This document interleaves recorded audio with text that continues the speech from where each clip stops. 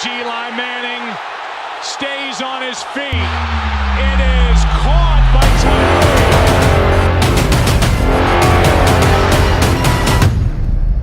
Welcome to Catch the Moment podcast. I'm your host, David Tyree. Super excited to bring you another episode to get you the insight, information on your journey, give you the process, the pain points, point you in the way of being an overcomer. Today, I have a really exciting guest, a man of tremendous wisdom, impact, and experience, DeForest Soaries. Welcome to the pod. Thank you, Dave. I'm catching the moment. You is catching the moment. You have caught many moments, my friend. And obviously, we probably had a whole podcast episode just understanding that we were cut from the same cloth. I mean, before we start talking about some of your impact and accomplishments and even some of your message with some of your writings, talk about the foundational life, because you're a man of tremendous impact, and I kind of view you as an advocate. So Sure. What was the formative years for DeForest Soaries like, and how does that thread come to fruition? Well, my father was from Brooklyn. Okay. My dad would love to hear that. And he was deeply Brooklyn. You know, his father was Jamaican. Okay. So his father immigrated to the country, and like many Jamaicans, went to Brooklyn. No doubt. My mother was from MONTCLAIR, From Montclair. New Jersey. Nice. And they met in college at New York University. And when they got married, when my mom was 19. And Those are the good old she went days. straight from her mother's house to my father's house. But my father lived in his mother's house in Brooklyn. Okay. And my mother was deathly afraid of New York. Too many people, living too close together, too much noise. And so my mom told my dad, listen, you know, I'm in this, but I can't live in New York. Yeah. So they moved to my grandmother's house in Montclair, my mother's mother. My mother's mother had been a domestic worker in Virginia. Okay. And like a lot of the black families in the south end of Montclair, Yeah. she came to Montclair from Virginia with the white family for whom she worked. Wow. And that whole southern end of Montclair consisted of a lot of people whose families dropped them off in the south end and then moved to upper Montclair. Man, he's talking about some legacy information right here. Jersey's going to love this. So a lot of us, and we didn't know, we didn't know it. We had a nice house and Yeah. a lawn, but a lot of us were the descendants of people who basically were the extension of slavery. Wow. So my grandmother wasn't owned, but she called the white people that she worked for her family.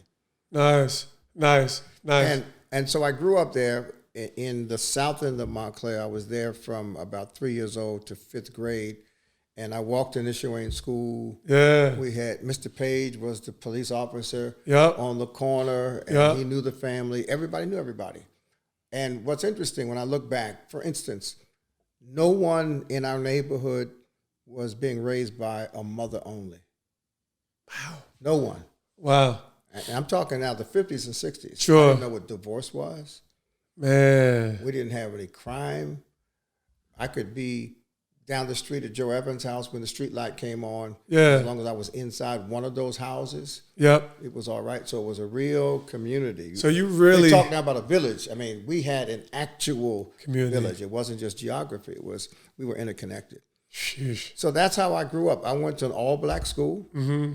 I didn't realize it was segregated. You know, we got the books that the white kids in Upper Montclair used before they came down to Lower Montclair. but we also had sports. We played in the park. We had recreation that was free. I played Little League Baseball. And of course, you know, we lived in the same town with sports heroes that I didn't realize were nationally known. I just knew they were sport. Larry Doby lived around the corner from me. Yogi Berra. And Yogi Berra and all kinds of folks. Wally Choice played for the Globetrotters. But it was that kind of community. My family was very religious. So I grew up going to church. And between the community, the school, and the church, I really was saturated with purpose, with a sense of destiny. I never felt inferior to anybody. Yeah. And we knew from childhood that we were to work hard to become great. That was excellent. So, man, like what you experienced is really what the entire world is basically looking for now on the heels of segregation and let's say coming out of some injustice, but you didn't experience that within your ecosystem in your world as a kid growing up. So talk to me, like when you said, this is one of the most powerful statements I had. You were infused with destiny and purpose. So as I begin to see your track record, you become like, what was the steps toward? Because you have experience in not just corporate governance, community. You have been a community pioneer. You have the state of New Jersey, Secretary of State. Like, how does that vision begin to come to pass? Because you did already tell me, like, you had aspirations in baseball that your dad kind of nixed into. So yeah, I did. I wanted to be an athlete, and up until about 9th grade, I was completely focused on girls and sports. Period. That's pretty much how I got lost. But please continue. But in 1968, Martin Luther King was killed, and it didn't mean that much to me. Dr. King came to Montclair. Really? Oh, yeah. He came the year before he was killed. He came to Montclair, spoke at Montclair High School, spoke at Union Baptist Church. He marched from Orange Road all the way up to Union Baptist Church. I mean, he was there because his mentor was Reverend Dr. Samuel Proctor. Dr. Proctor succeeded Adam Clayton Powell as the pastor of Abyssinian Church in New York in the early 1970s. Yeah. Dr. Proctor's pastor was Reverend D.C. Rice, who was the pastor of Union Baptist Church in Montclair. Wow. Got it. So Montclair had deep, deep roots in civil rights and education. Yeah. Bill Gray succeeded Dr. Rice as pastor of Union Baptist Church. His father had been president of Florida A&M University. Whew. So we had a lot of black aristocracy. Yeah. So when Dr. King was killed, I went from baseball practice at Whitman Field by my grandmother's house. By that time, we had moved to Harrison Avenue. And I went by there to get some sweet potato pie. And I saw my grandmother sitting at her dining room table with tears in her eyes, all by herself. And I had never seen my grandmother cry. Two of my uncles died, even at the funeral at St. Paul's Church. She never cried. So, of course, my mind went off of the sweet potato pie to trying to figure out what made my grandmother cry. And I said to her, Grandma, why are you sitting here crying in the dining room by yourself? She said, they shot Dr. King today. And what happened to me, Dave, was this. My grandmother was an older, quiet, domestic worker, Pentecostal. She didn't believe in marching. Yeah. She didn't believe in protests. I mean, she was quiet. She believed if you pray, God's going to work it all out, right? So I never knew she had such affection for Dr. King. Yeah. And frankly, at that moment, I didn't know why. But that moment, because my grandmother and I were like best friends, both of my grandmothers. Powerful. I said, you know what?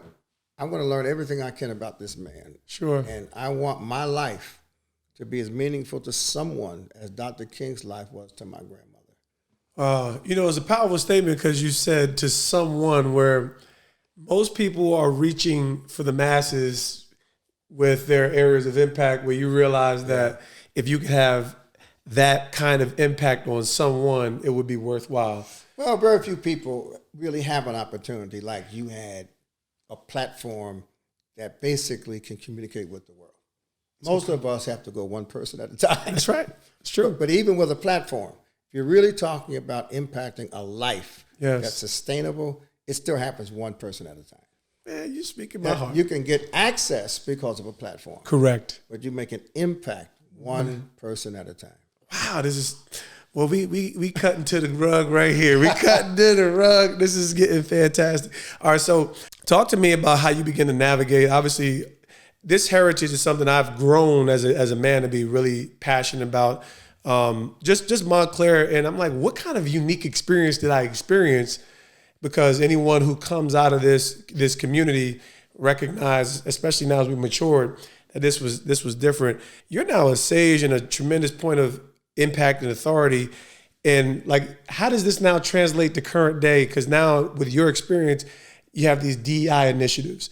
And I'm not going to create this crazy conversation around the woke narrative, but there's two different agendas, right? There's a righteous agenda and there's another agenda. Right. So at what point do you see your position of impact in business and community.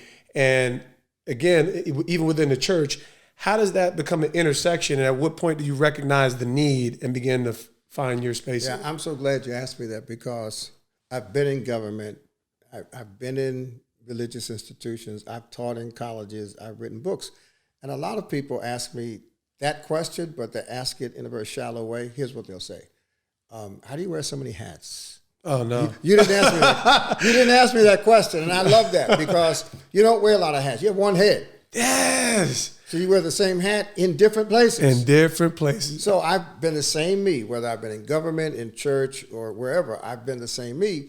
And what happens is you build a life based on principles. Yeah. That's number one. You build a life based on goals. You set goals, and you pursue those goals within the framework of your values and your principles, and you create a strategy. Most people have dreams without strategies. Yeah. And so they look forward to things, but they don't have a practical, this is how I plan to get there. Sure. So in Montclair, I learned that there were certain principles that you have to follow. And as a leader, I developed the skill of identifying other people that share those same principles. You need a team. I mean, you're a former athlete, you need a team. And everybody on the team has to have some core beliefs. Yes. Otherwise, it's not a team. It's a beautiful thing. And then you develop your strategy and you execute.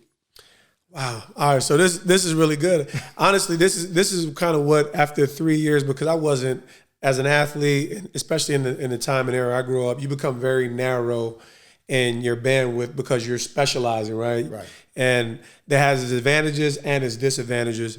But now business in the last 3 years has become that appetite where I felt like, man, I'm actually really enjoy this, but arriving at that very conclusion. This is the strategic season. So, like, at what point did you feel like you were really kind of like, I've arrived at a place of true meaning and impact? Because you have, I call it full-time everything. Everywhere I go is who I am and where I am. So when I'm home, I'm a full-time father. When I'm at work, I'm an entrepreneur. When I'm with the fans, I'm the athlete. Right. But I'm consistently myself and authentically myself everywhere I go, true to yourself. Where did you find yourself at your call it your apex, or your place of true meaning? Where was that for you? Well, right after that experience with my grandmother and Dr. King, for the next year or so, I took on leadership roles at Montclair High School. Excellent. And I recognized that leadership involved communications, and so I began developing communication skills. I recognized that leadership required coalitions, and so I spent a lot of time reaching out to people who were different than I was, white people, rich people, poor people, and trying to make sure I became a better listener than I was a speaker. It is. So that I could understand people better. But to your point, I recognized that those principles and that strategy would have to conform to the specific context I was in. So when I was in college, the biggest challenge was Black students using drugs on campus. So we organized a response to that, which was an anti-drug campaign, which got me kidnapped and almost killed by drug dealers. Okay. But you'd have to read one of my books to get the whole story. Okay, all right. But it takes courage. If you're going to lead, you have to have courage. There it is. When I left college, I went to work for Jesse Jackson because I felt that he was doing the work that Martin Luther King would have been doing had he not been killed. Sure. And I introduced myself to Reverend Jackson and convinced him he needed to be on his staff. Yeah. And he was convinced. And so at 23, I was running his new organization. Wow, 23 years old. Right. And I was a civil rights activist. One of my frustrations, David, was this. Coming from Montclair, seeing models of success. Sure. One of my frustrations as a protest leader was that I was always frustrated that after the protest, things weren't different, Yeah. So I needed to move from protest to solving problems. I didn't want to just identify problems. Yeah. I needed to be involved in saying, look, here was the problem, here was the solution, and I helped contribute to the solution. You know what I'm very interested in, because everything overlaps. It does. Everything overlaps, which I love, which meaning like you obviously didn't make one excuse for the areas that you were passionate about not to be involved. Right. So, I find a lot of similarities. There's a lot of things that I don't necessarily talk about that I'm doing, but I don't feel like I can get in the arena unless I can really give everything to it. So at what point is this, like this corporate role, you talk about teaching, obviously you're involved in protests, and really you have to have been a threat to different people at different stages because of so much of your involvement. So you got to give me at least one story, because I know here you are as a bold, courageous man with credibility, education. that's too threatening. So at what point do you are you seasoned? At 23, you're still young, but effective and passionate and impactful. As you move forward, at what point do you are commanding respect in the marketplace, in corporate, and community to the extent where you're starting to see some fruit? Well, when I was 23, 24, I was working for Reverend Jackson. He described me to the owner of Ebony Magazine as being to him as he was to Dr. King. Wow. So I was moving around the country. I was gaining some notoriety among clergy and political leaders. I was basically running with the folks that work with Dr. King. And that was threatening to people, and I didn't really realize it. Because there were so many older people, there were so many political people that really wanted to be close to Jesse Jackson. Most people today don't realize that in the 1970s, Jesse Jackson was in his early 30s. He was the man. Yeah. I can remember it as a young kid in the 80s. Time magazine, he'd go to Philadelphia and call a rally, and in a day, 10,000 people would show up downtown just to hear him. Wow. We'd go to New York and stop by NBC, and they just stopped the Today Show and let him come on camera. I mean, he was absolutely the man in the 1970s. But again, I wanted more than celebrity. Sure. And, Jesse kind of fit into that celebrity leader type role, which was important and necessary for carrying a lot of some years. of the agenda. Yeah. But I wanted to be more substantive and, focus on solutions that really left something behind that changed things for people. And that was a critical moment. My father died while I was working for Reverend Jackson, 1975. My father was 47. Went to the hospital, had a minor procedure, died from an overdose of anesthesia. My mother was 44. I had a little sister, 8 years old.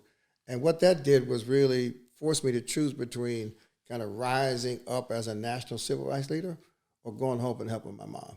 Wow. And I decided to quit my job and go home and help my mom. And focus on her needs and my sister's needs and figure out what I was going to do with all of my thoughts and frustrations. And it was a few years later that I met Reverend Sam Proctor, who had been a mentor to Dr. King. Sure. And Dr. Proctor became my mentor, my surrogate father, and my professor at Princeton. Wow. So by the time I turned 39, and Dr. Proctor basically sent me to this little church in Somerset, New Jersey, First Baptist Church. And it had about 800 members, and it was in a low-income neighborhood. By the time I got there, I kind of knew who I was, what my role was in life in the community, and more importantly, what impact the church should make besides just having good church on Sunday morning. So we set on a mission. We set on a mission to have a real good church where people grew spiritually. Sure. And didn't just sing and shout and have a good time.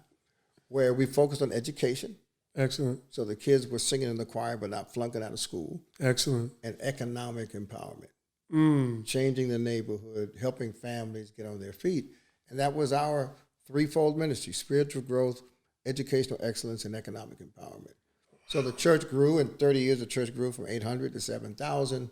We built new buildings. We created affordable housing. We led a revitalization project, public-private partnership. We attracted almost $500 million of new investments into that neighborhood around the church. Wow.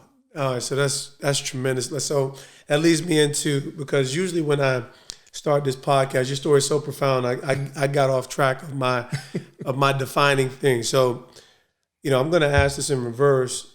In light of understanding that part of your impact in ministry and service to the community, what would you say has been your defining moment? Because you do have layered impact.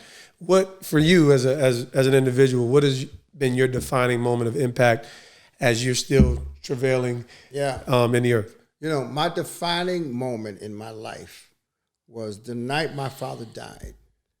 And I was at my apartment, and it was my job to write his obituary.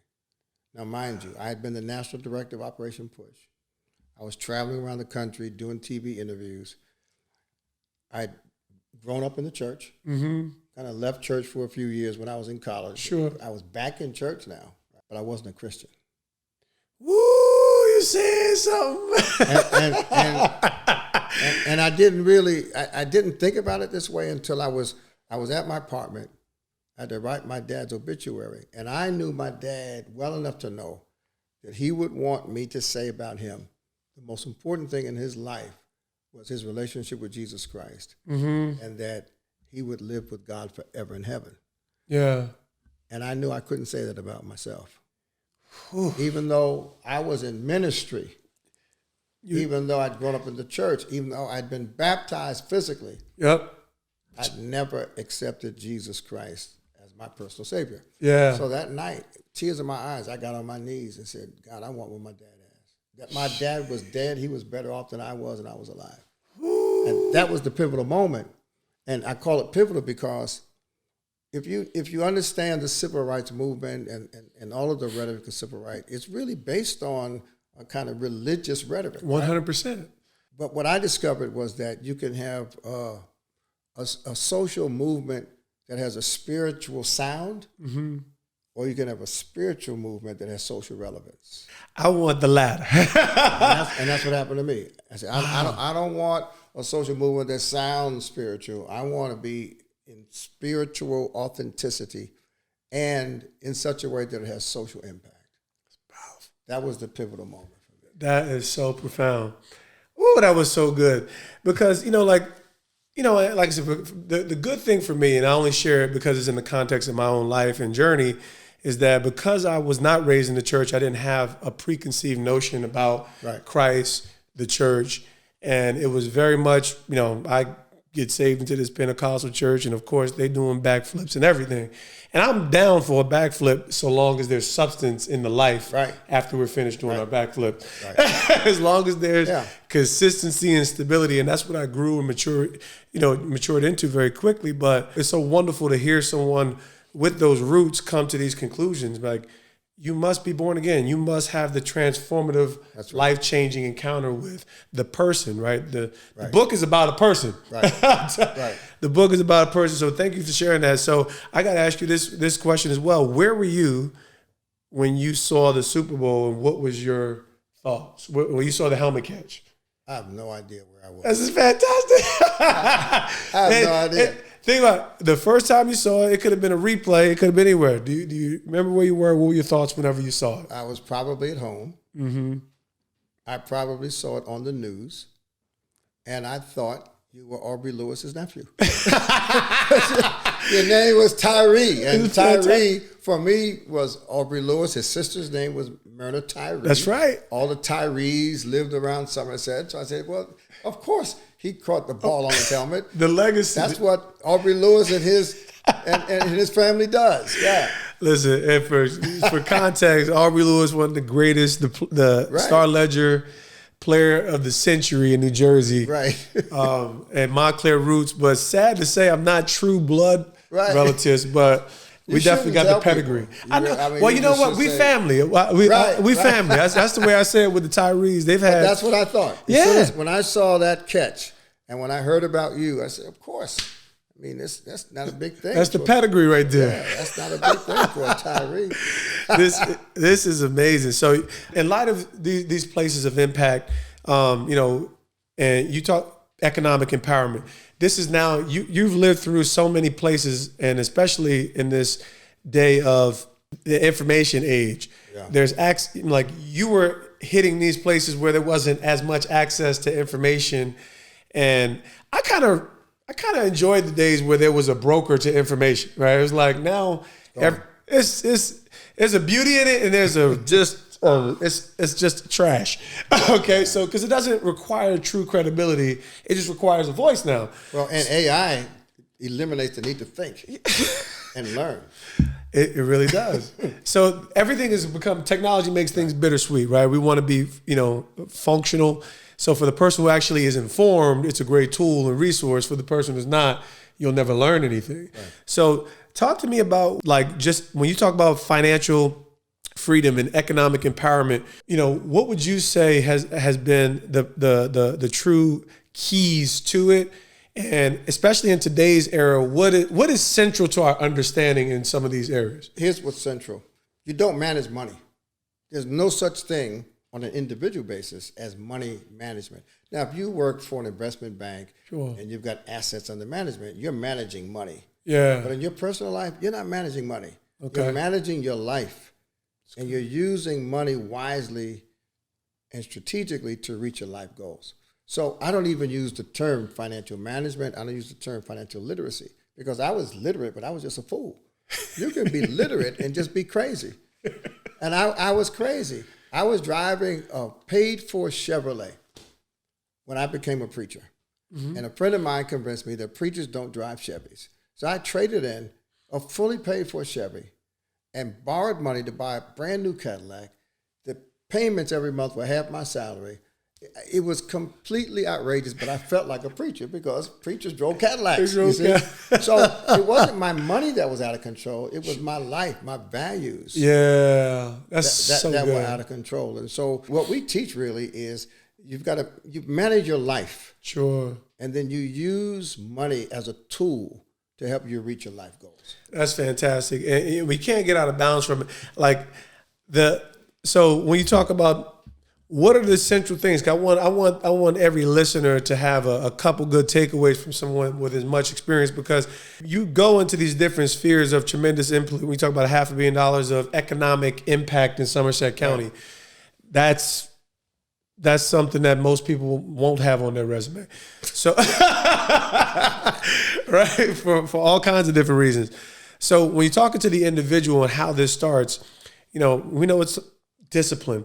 But what's the kind of like the roadmap, the 3-step, 4 steps? What are the first few steps that we need to get on track to begin to command this? So my experience in coming out of that lifestyle that I was describing, and that was just one of many examples of how crazy I was. Right? Yeah.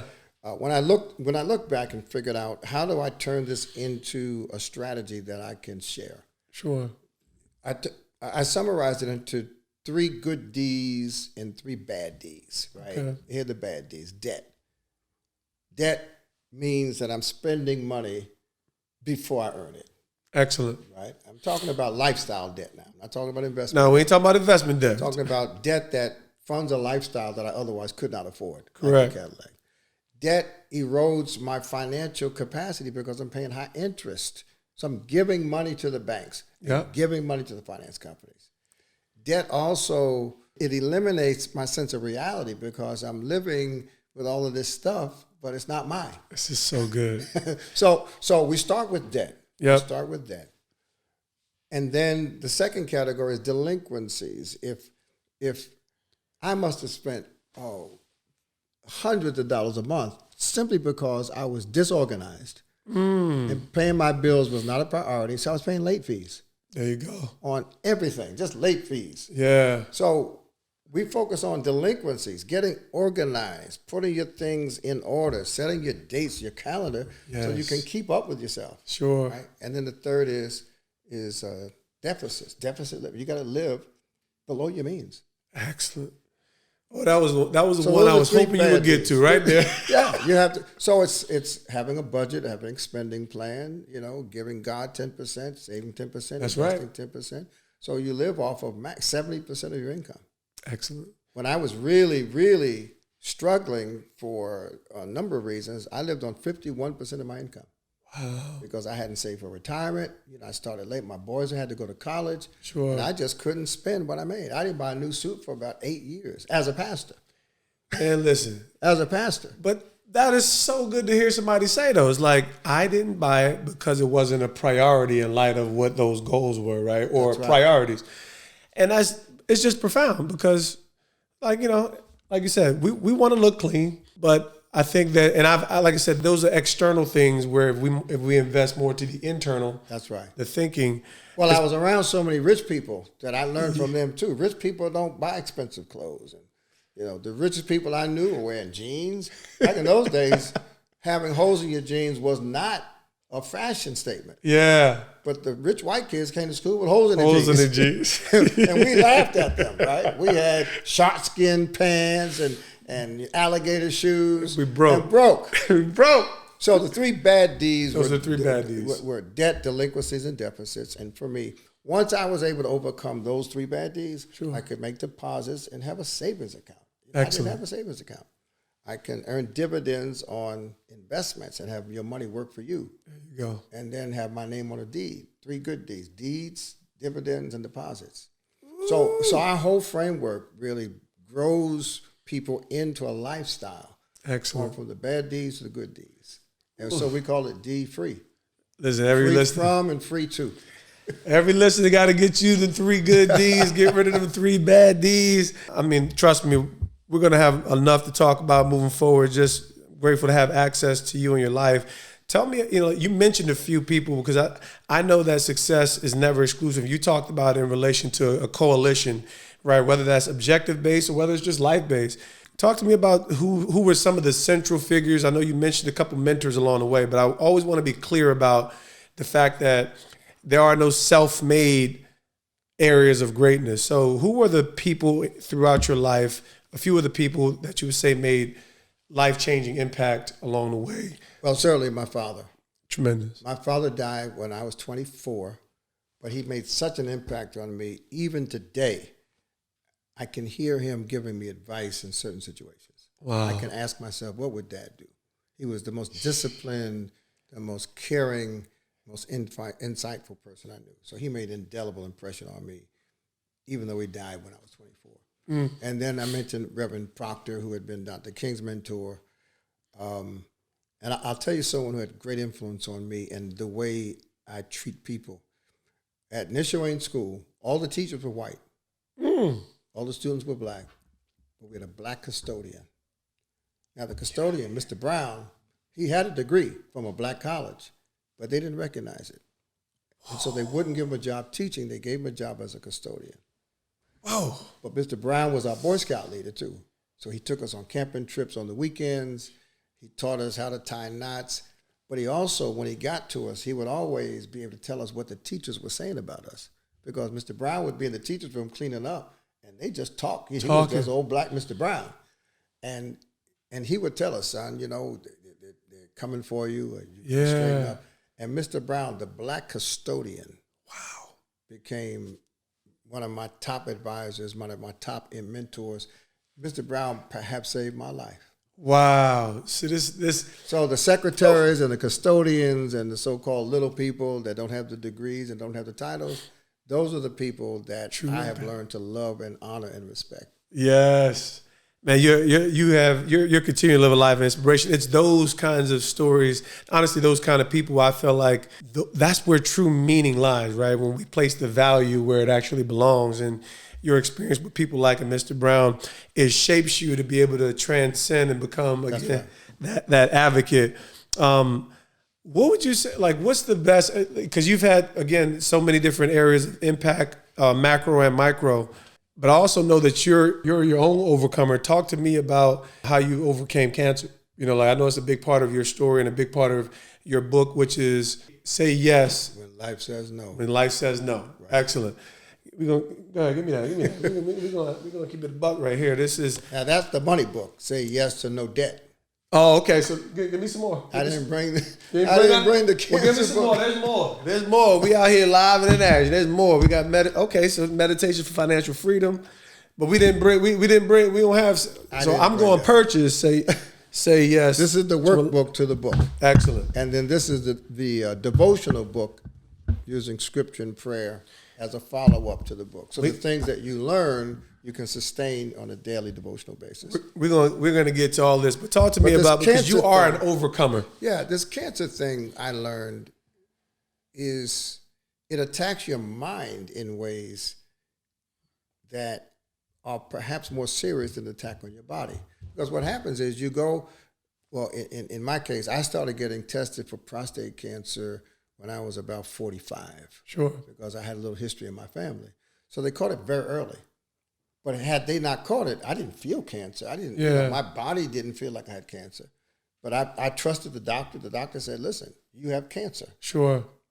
And when he said you have cancer, what I heard him say is you're about to die. Because the C word means death. So I didn't feel it physically. But in my head, mentally, it was, you're about to die. I didn't know who to talk to. I didn't want to tell my wife. I wanted to lock myself up. I wasn't motivated to do anything. I was stuck. Not because I felt bad, because my mind. See, the enemy, spiritual warfare is the warfare of deception. Yes. The devil doesn't have the power to make us do anything. Yeah. What the devil does is he changes the picture. Introduces. And he deceives us. That's what happened in the garden. He deceived them, right? So what I did then was what I always do. I went to the scripture because I wanted to begin meditating on the healing power of God. Amen. And I went to John chapter 9 because I knew very well that in John chapter 9, Jesus healed a man who had been born blind. Yeah. And I was going to use that as my meditation, focusing on the healing power of God through Jesus. Yeah. What happened to me was that the behavior of the man who had been born blind became the blessing for me and the deliverance, because while I was focused on Jesus, what got me, in verse 1, it says, as Jesus walked along, he saw a man who had been born blind. And the Holy Spirit spoke to me and said, what is that man doing outside? Because remember, I have cancer. Yeah. I don't want to see anybody. Yeah. I don't want to go to church. I'm the pastor of a big church. I don't want to talk to anybody. So I'm basically locking myself up, being alone. Sure. And then the Bible says he was a man who was born blind, but he got up, he got dressed, he went outside. And had he stayed inside like I was staying inside, Jesus would have never seen him. Man. But the fact that Jesus saw the man meant that the man said, look, I'm blind, but I'm only blind. I'm going outside. I'm out here. I'm out here in these streets. So I began meditating and focusing on the behavior of the blind man. Yeah. And that's what delivered my mind from cancer. Yeah. Even before my body was free of cancer. And I wrote a whole book about it. Amazing. I wrote a whole book about that what I learned from that man who was born blind. Wow, Listen, life changing. I can't wait to dig into it, man. You're I didn't know you knew about that. I didn't bring it. I do a little research. Like I said, you have so many. As you stand here today, what are you most excited about, and where do you find yourself? Because you're a man of purpose, living with intention. So, where are you directing most of your efforts at today, as a leader and a man of impact? Yeah, I'm excited, first of all, about my work in helping black men and black women mostly understand how to become corporate directors and sit at the table of real corporate power. I'm excited about that because no one taught me how to do it. I just, God blessed me and had good mentors once I got there. Sure. The second thing I'm very excited about is this. This is a biblically based church tool to help people with money. Powerful.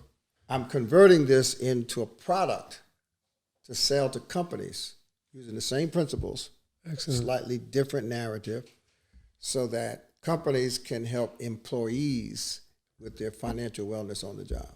Excellent. Then I'm taking the profits that are going to come from the sales from the corporations and fund my foundation to keep working with churches. Tremendous. And in Africa and in the Caribbean. Oh, man. So that's number 2. Then my last project, my very last project, this is number 3. I've started developing a documentary on African royal families. I was traveling somewhere overseas and I heard on CNN somebody said, the royal family. And I just left Africa with a royal family in Africa. And I'm like, they are a royal family. They're not the royal family. We got royal families all over Africa now. Right now. So I've started with Ghana. I've got a guy in Uganda. I've got a woman in Botswana. We've got some folks in South Africa.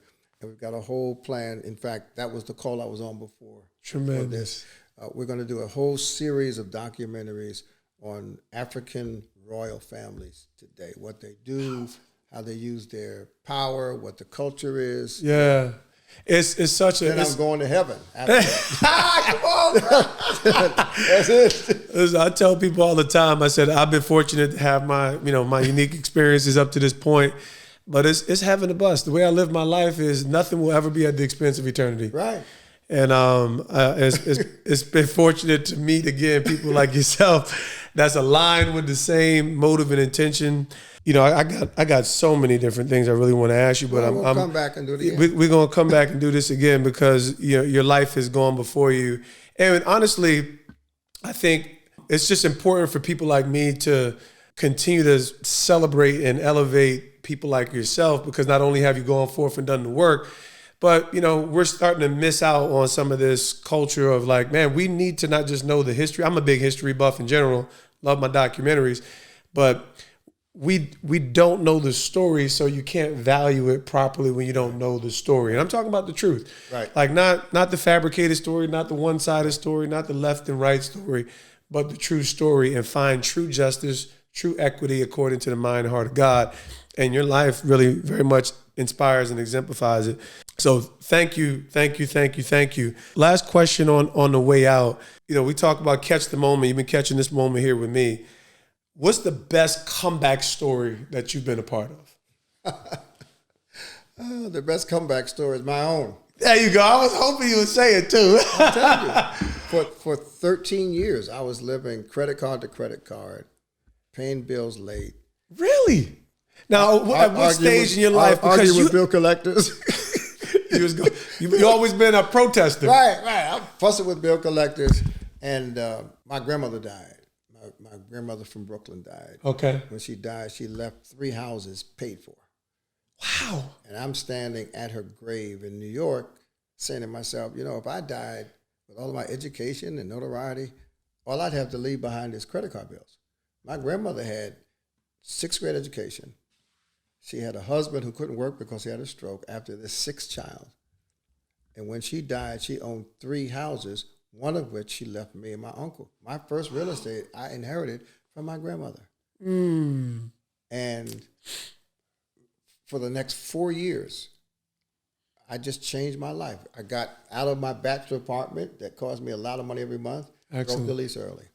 I sold all of my furniture. Back in the day, you could go to Newark and buy $3,000 worth of furniture and pay $22 a month for 89 years. 89 years. So I sold all my furniture and then paid off 87 years early. I sold my luxury car and bought a 2-door Honda with a stick shift and no air conditioning. Excellent. Paid cash. I got rid of all of my debt. Frugal. And I moved back to my mother's house and for 6 months slept in a sleeping bag because she didn't have room for me. Yeah. I slept in a sleeping bag on the floor of my mother's house for 6 months. I was a pastor then. I'm a community leader. But no one knows that at the end of the day, I'm going to mom's house and sleep on the floor because I took all of my rent money, all of my furniture money, all of my car note money and paid off debt, credit cards, student loans. And by the time I was 35 and had just gotten married, I was completely debt-free. Debt-free. And I started building my financial life. Man, God bless you. Man, so I'm the comeback story financially. The great comeback, Mr. DeForest Soaries. Well, listen, man, I'm truly honored. I look forward to continue to build. Thank you for being a leader. Thank you for shaping a legacy. I mean, it's no surprise coming out of Essex County, coming out of Montclair, New Jersey. This is the pedigree. This is what we do. Thank you for catching the moment with us. Thank you, brother. We're going to do some work together. We got to do some work. This is the man I've been looking for. I didn't even know I was looking for you. So listen, thank every guest for tuning in. You have truly heard what it is to have a process, heard some of the pain points, some of the moments of humiliation that's going to get you to your next moment. Y'all stay tuned. We'll check in soon.